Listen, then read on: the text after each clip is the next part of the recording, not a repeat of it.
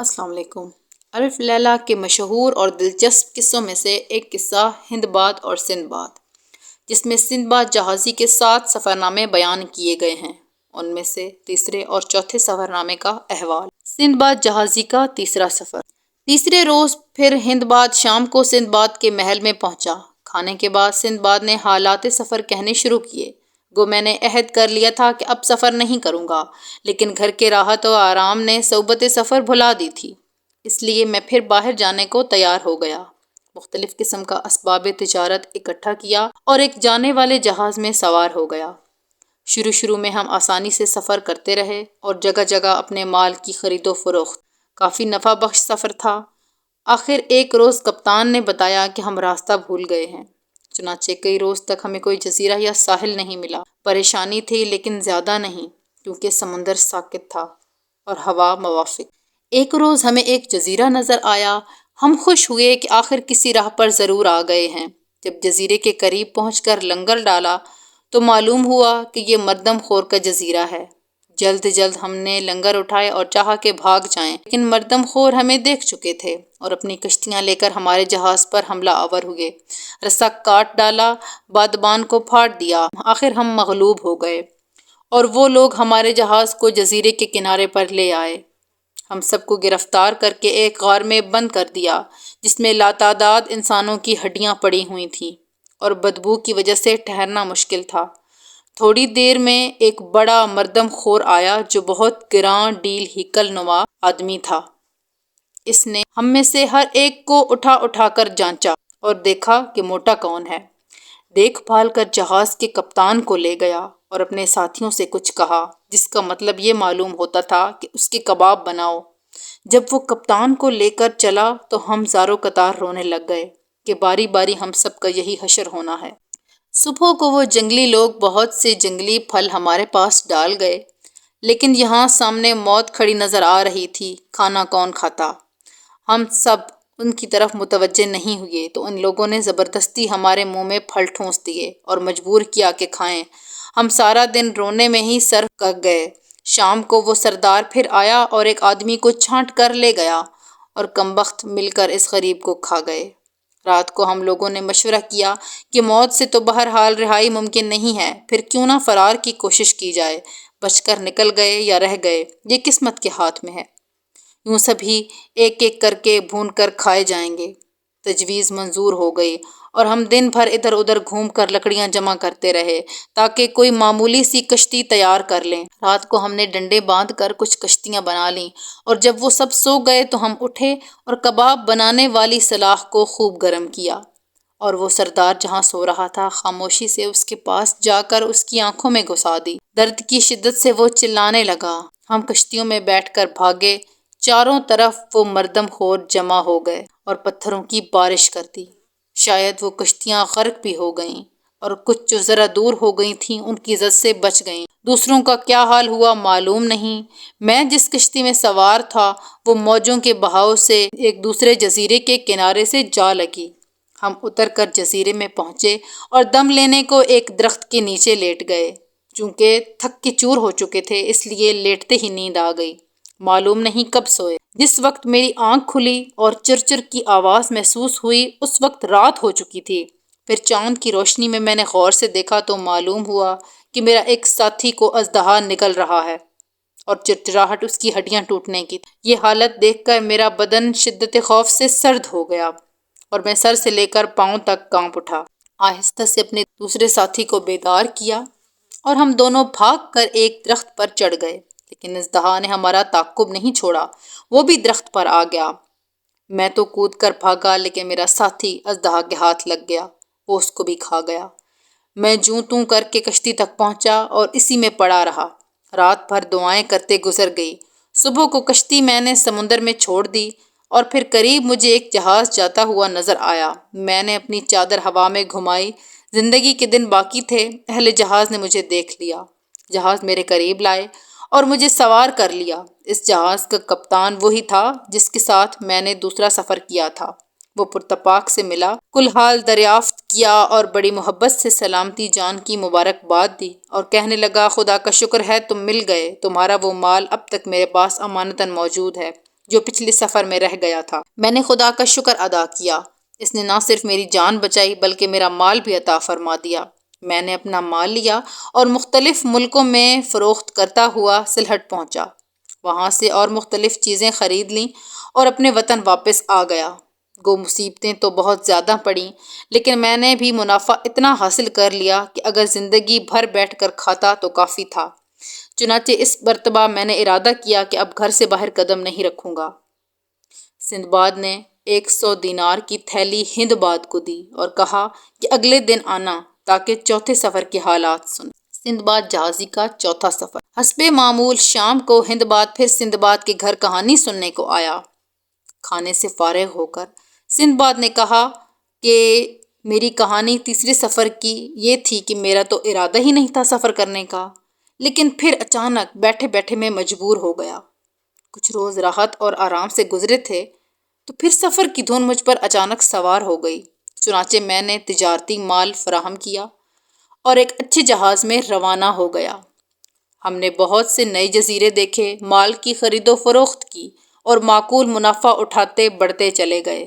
شاید ہمیں سفر کرتے ہوئے 1 مہینہ گزرا تھا۔ ایک روز ہم طوفان میں گھر گئے۔ کپتان نے بہت کوشش کی کہ جہاز کو کسی طرح بچا لوں، لیکن نہ بچا سکا اور ہمارا جہاز کسی چٹان سے ٹکرا کر پاش پاش ہو گیا۔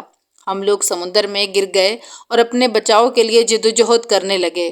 آخر جن لوگوں کو ٹوٹے ہوئے جہاز کے تختے دستیاب ہو گئے وہ تو ان کے سہارے تیر گئے، باقی کا خدا جانے کیا حال ہوا۔ بہرحال میں اور میرے کچھ ساتھی تختوں کے سہارے 2 دن تک تیرتے رہے، بھوک پیاس سے بے دم ہو رہے تھے کہ سامنے ہمیں جزیرہ معلوم ہوا۔ بڑی مشکلوں سے خشکی تک پہنچے، کچھ جنگلی پتے اور چیزیں کھا کر پانی پیا تو یہ محسوس ہوا کہ واقعی ہم زندہ ہیں۔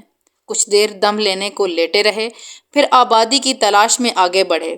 سامنے کچھ فاصلے پر عجیب قسم کی تعمیر اور جھونپڑیاں معلوم ہوتی تھیں۔ وہاں پہنچنے پر ابھی ہم کچھ سمجھ ہی نہ پائے تھے کہ کانگوں نے ہمیں چاروں طرف سے گھیر لیا اور ایک مکان میں لے گئے جس میں ان کا سردار بیٹھا ہوا تھا۔ ہمیں ایک طرف بیٹھنے کا حکم دیا گیا، پھر ہمارے سامنے نہایت نفیس اور اعلیٰ قسم کے کھانے چنے گئے۔ میں نے ہر چند اپنے ساتھیوں کو اشارہ کیا کہ کھانا نہ کھاؤ، لیکن وہ نہ مانے اور خوب سیر ہو کر کھانا کھایا۔ میں نے ایک لقمہ تک نہیں چکھا۔ اس کے بعد آب ناریل اور شراب پلائی گئی۔ میرے ساتھی شراب پیتے ہی بدحواس ہو گئے۔ میں سمجھ رہا تھا اور دیکھ بھی رہا تھا، مگر کچھ نہیں کر سکتا تھا۔ تھوڑی دیر میں سب کے ہوش و حواس شراب اور کھانے کے اثر سے بے ہوش ہو گئے۔ وہ موٹے ہوتے گئے اور وہ ظالم حبشی ان کو مار مار کر کھانے لگے۔ میں نے چونکہ وہاں کچھ نہیں کھایا تھا اور اپنے ہم میں غلقان ہو رہا تھا، اس لیے میری حالت خراب ہی ہوتی رہی، لیکن اس کا یہ فائدہ بھی ہوا کہ میرا کھایا جانا بھی ٹلتا رہا۔ آخر ایک روز موقع پا کر میں فرار ہو گیا۔ گو بدن میں قوت نہیں تھی، لیکن جان بڑی عزیز ہوتی ہے۔ میں برابر بھاگتا رہا۔ آخر شام کے قریب ایک گھنے درخت پر رات بسر کی اور اس کے پتے کھا کر پیٹ کی آگ بجھائی۔ صبح کو پھر آگے بڑھا، اسی طرح تقریباً 7 روز تک چلتا رہا۔ جب بھوک سے بے تاب ہوتا تو جنگلی پھل اور پتے کھا لیتا۔ 7ویں دن مجھے ایک طرف کچھ آدمی نظر آئے جو کالی مرچیں چن رہے تھے۔ ان کو دیکھ کر جان میں جان آئی۔ میں ان کے پاس جا کر گر پڑا۔ ان لوگوں نے میرے اوپر رحم کھایا، میرا حال دریافت کیا۔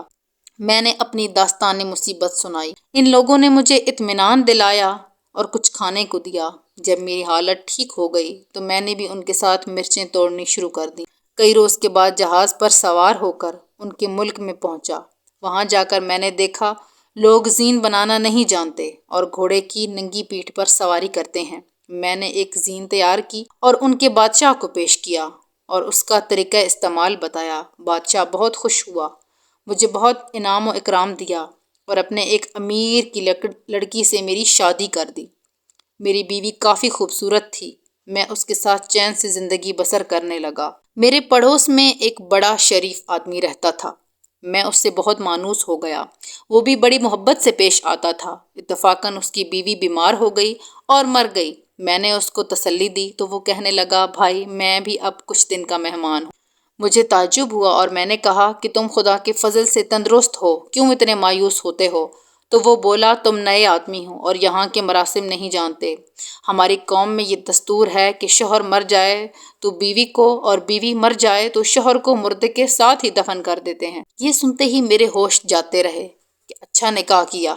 اگر کہیں یہ نیک بخت پہلے مر گئی تو سچ مچ زندہ درگور ہونا پڑے گا۔ بہرحال اس وقت میں ضبط کر گیا، لیکن دل اندر سے ڈوبا جا رہا تھا۔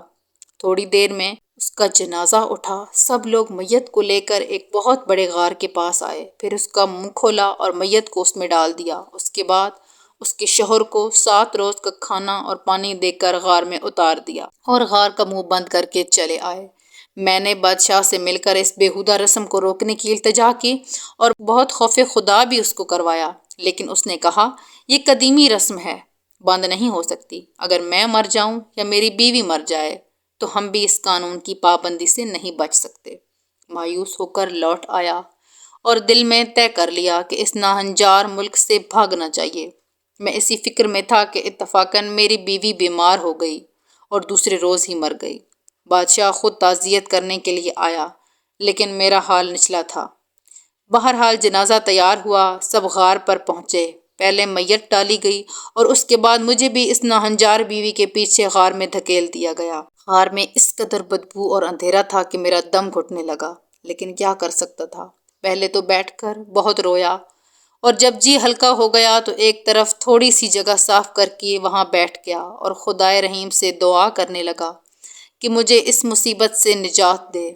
میں نے اپنے کھانے اور پینے کی بہت حفاظت کی، صرف موافق کھانا کھاتا تاکہ کوئی تدبیر سوچ سکوں کہ یہاں سے نجات ملے۔ تیسرے روز اتفاقاً کوئی اور مر گیا، چنانچہ غار کا رستہ کھلا اور ایک مردہ، اس کے بعد ایک عورت اندر ڈال دی گئی۔ اب میں اندھیرے میں دیکھنے کے قابل ہو گیا تھا۔ میں نے فوراً عورت کا ہاتھ پکڑ لیا اور کھانا پینا بھی لے کر احتیاط سے رکھ دیا اور سمجھایا کہ تھوڑا تھوڑا استعمال کرو، اس عرصے میں ہم یہاں سے نکلنے کی کوشش کریں گے۔ 2 روز میں کچھ نہ کچھ ہاتھ پیر مارے لیکن کوئی سبیل نظر نہ آئی۔ شام کو پھر غار کا منہ کھلا اور ایک مردہ اور ایک زندہ عورت داخل کیے گئے۔ میں نے اس عورت کو بھی تسلی دی۔ دوسرے روز ہم بیٹھے تھے کہ ایک ایسی آواز آئی جیسے کوئی جانور ہڈی کھا رہا ہو۔ میں نے سوچا، جس راہ سے یہ جانور آیا ہے اس راہ سے ہمیں نکلنے کی کوشش کرنی چاہیے۔ میں نے جانور کو ڈرایا تو وہ بھاگا اور میں اس کے پیچھے بھاگا۔ کچھ دور جا کر روشنی معلوم ہوئی۔ قریب جا کر دیکھا کہ دریا کے کنارے اس غار میں سوراخ ہے اور اس میں سے آدمی گزر سکتا ہے۔ میں باہر نکلا اور سجدہ شکر بجا لایا، پھر واپس جا کر اپنا کھانا اور ان عورتوں کو باہر لایا اور ہم ایک طرف چھپ کر بیٹھ گئے۔ کئی روز بعد ایک جہاز کا ادھر سے گزر ہوا۔ میں نے کپڑا ہلا کر اہل جہاز کو متوجہ کیا، چنانچہ جہاز کنارے کی طرف آیا اور ایک کشتی میں ہمیں لینے کو بھیجا۔ ہم اس میں سوار ہو کر جہاز میں پہنچے۔ اہل جہاز نے ہمارا حال دیکھ کر بہت تعجب کا شکار ہوئے۔ جہاز وہاں سے روانہ ہوا۔ میں اس غار میں سے بہت سارا زیور اٹھا لایا تھا۔ ایک جزیرے میں پہنچ کر اس کو فروخت کیا، اسباب تجارت خریدا اور مختلف ملکوں میں کاروبار کرتے ہوئے بخیریت سے بصرہ واپس آ گئے۔ وہاں سے براستہ خشکی بغداد آیا اور خدا کا شکر ادا کیا کہ اب سفر پر نہیں جاؤں گا۔ اس کے بعد سندباد نے ایک تھیلی 100 دینار کی ہندباد کو دی اور کہا کہ اگلے روز آنا، میں تمہیں 5واں سفر نامہ سناؤں گا۔ شکریہ۔